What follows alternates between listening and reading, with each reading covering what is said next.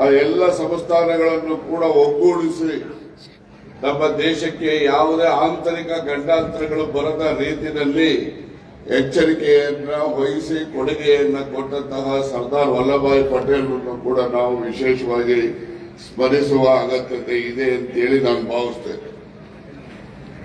ಸನ್ಮಾನ್ಯರೇ, ಏನು ನಮ್ಮ ದೇಶ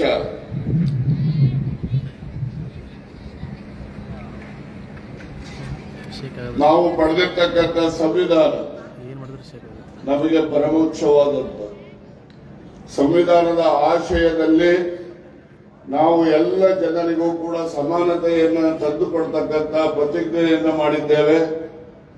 ರಾಜಕೀಯವಾಗಿ, ಶೈಕ್ಷಣಿಕವಾಗಿ, ಹೀಗೆ ಸರ್ವತೋಮುಖ ಅಭಿವೃದ್ಧಿಯನ್ನ ನಮ್ಮ ದೇಶದ ಪ್ರತಿಯೊಬ್ಬ ಜನರು ಕೂಡ ಪಡೆಯಬೇಕು ಅಂತಕ್ಕಂಥ ಆಶಯ ನಮ್ಮ ಸಂವಿಧಾನ.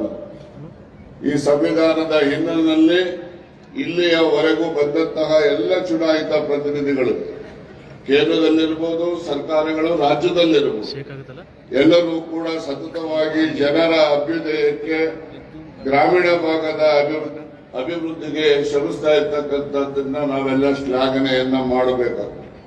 ಸನ್ಮಾನ್ಯರೇ, ಹಾಗೆಯೇ ನಮ್ಮ ಸರ್ಕಾರ ಏನು ಸನ್ಮಾನ್ಯ ಸಿದ್ದರಾಮಯ್ಯನವರ ನೇತೃತ್ವದ ಸರ್ಕಾರ ಚುನಾವಣಾ ಪೂರ್ವದಲ್ಲಿ ಏನೆಲ್ಲ ಭರವಸೆಗಳನ್ನ ನಾವು ಘೋಷಣೆ ಮಾಡಿದ್ವಿ, ಆ ಎಲ್ಲ ಭರವಸೆಗಳನ್ನು ಕೂಡ ಈ ದಿವಸ ನಾವು ಈಡೇರಿಸತಕ್ಕಂಥ ಪ್ರಾಮಾಣಿಕ ಪ್ರಯತ್ನವನ್ನ ನಿರಂತರವಾಗಿ ನಾವು ಮಾಡ್ತಾ ಇದ್ದೇವೆ ಅಂತಕ್ಕಂಥ ಮಾತನ್ನು ಕೂಡ ನಾನು ಈ ಸಂದರ್ಭದಲ್ಲಿ ಹೇಳಲಿಕ್ಕೆ ಬಯಸ್ತೇನೆ.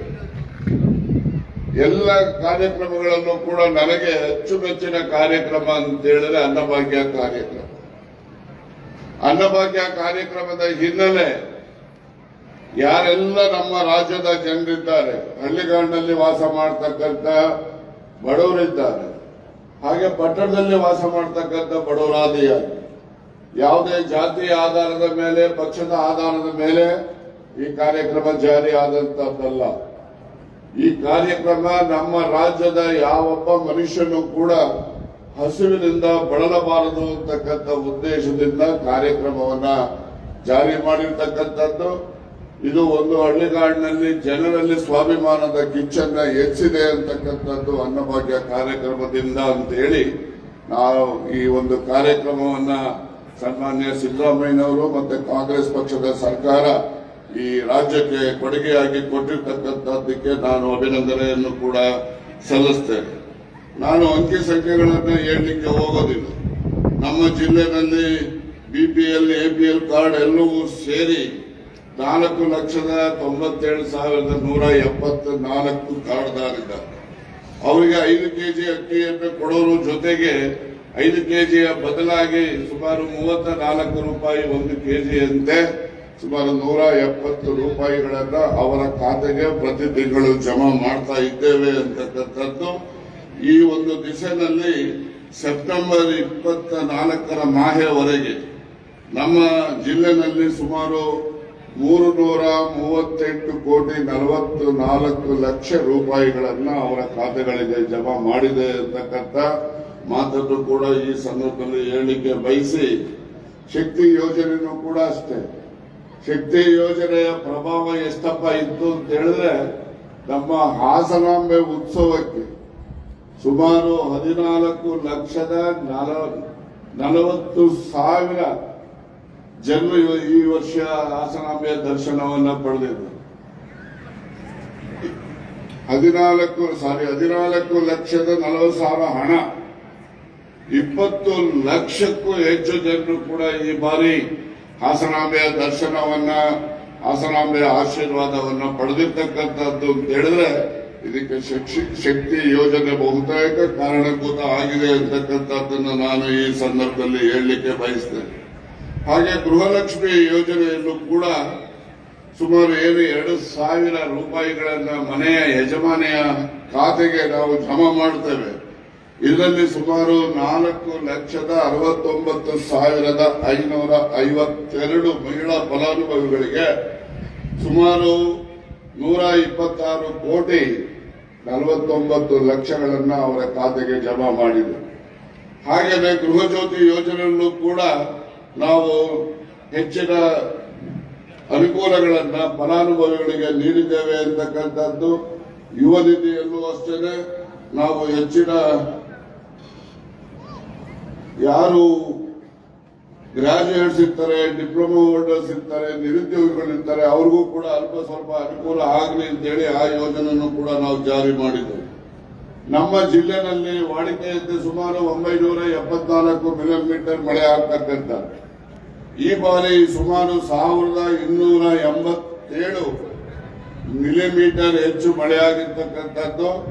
ಇದು 32% ಹೆಚ್ಚು ಮಳೆ ಆಗಿದೆ ಅಂತಕ್ಕಂಥದ್ದು.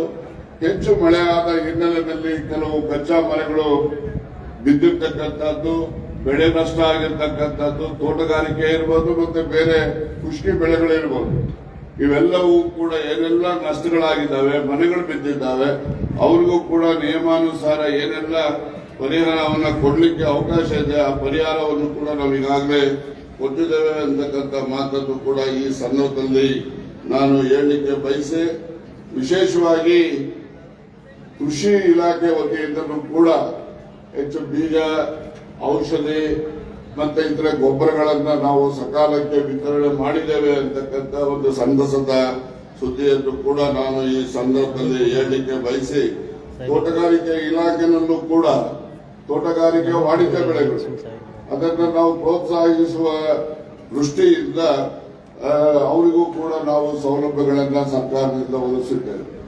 ಹಾಗೆ ಏನು ಬಡವರಿದ್ದಾರೆ, ಅಂಗವಿಕಲರಿದ್ದಾರೆ, ಅವರಿಗೂ ಕೂಡ ವೃದ್ಧಾಪ್ಯ ವೇತನಗಳನ್ನ ಮತ್ತೆ ಅಂಗವಿಕಲರ ವೇತನಗಳನ್ನು ಕೂಡ ಸಕಾಲಕ್ಕೆ ನಾವು ಮುಟ್ಟಿಸ್ತಕ್ಕಂಥ ಕೆಲಸಗಳನ್ನು ನಾವು ಮಾಡಿದ್ದೇವೆ ಅಂತಕ್ಕಂಥ ಮಾತನ್ನು ಈ ಸಂದರ್ಭದಲ್ಲಿ ವ್ಯಕ್ತಪಡಿಸಿ, ಲೋಕೋಪಯೋಗಿ ಇಲಾಖೆಯಲ್ಲೂ ಕೂಡ ನಾವು ರಸ್ತೆಗಳ ಅಭಿವೃದ್ಧಿಗೋಸ್ಕರ ಸುಮಾರು 60.17 ಕಿಲೋಮೀಟರ್ ಈಗಾಗಲೇ ಕಾಮಗಾರಿ ಪ್ರಗತಿಯಲ್ಲಿದೆ. ಮತ್ತು ಈಗಾಗಲೇ ಅದರ ಜೊತೆಯಲ್ಲಿ ಏನು ಹಾಸನವನ್ನ ಕಳೆದ ಸಚಿವ ಸಂಪುಟದ ಸಭೆಯಲ್ಲಿ ಮಹಾನಗರ ಪಾಲಿಕೆಯನ್ನಾಗಿ ಘೋಷಣೆ ಮಾಡಿರ್ತಕ್ಕಂಥದ್ದು ನಮ್ಮ ಹಾಸನ ಜನತೆಗೆ ನಮ್ಮ ಸರ್ಕಾರ ಕೊಟ್ಟಿರ್ತಕ್ಕಂಥ ಒಂದು ಕೊಡುಗೆ ಅಂತೇಳಿ ನಾನು ಈ ಸಂದರ್ಭದಲ್ಲಿ ಮುಖ್ಯಮಂತ್ರಿಗಳಿಗೆ ಅಭಿನಂದನೆಯನ್ನ ಸಲ್ಲಿಸ್ತೇನೆ. ಹಾಗೆ ನಮ್ಮ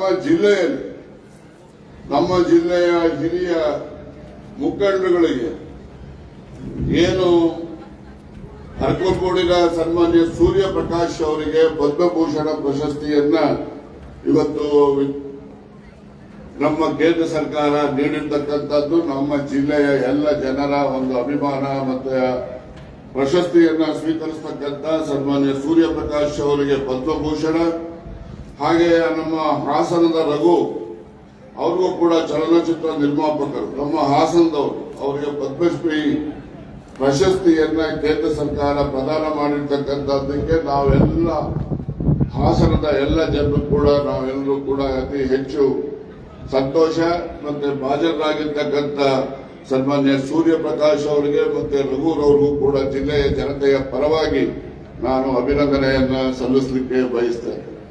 ಸನ್ಮಾನ್ಯರೇ, ಈಗಾಗಲೇ ಲೋಕಸಭಾ ಸದಸ್ಯರು ಮತ್ತೆ ಇಲ್ಲಿನ ಶಾಸಕರು ಈಗಾಗಲೇ ನನ್ನ ಮೇಲೆ ಹೆಚ್ಚು ಒತ್ತಡವನ್ನ ಸರ್ಕಾರದ ಮೇಲೆ ತಂದಿದೆ.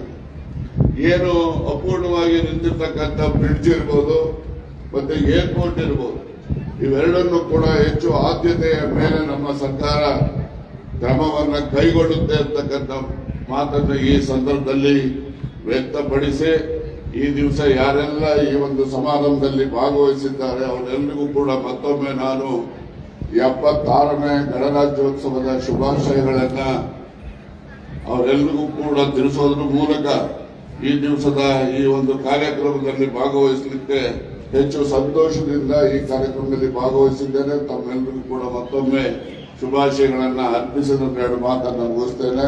ನಮಸ್ಕಾರ. ಜೈ ಕರ್ನಾಟಕ.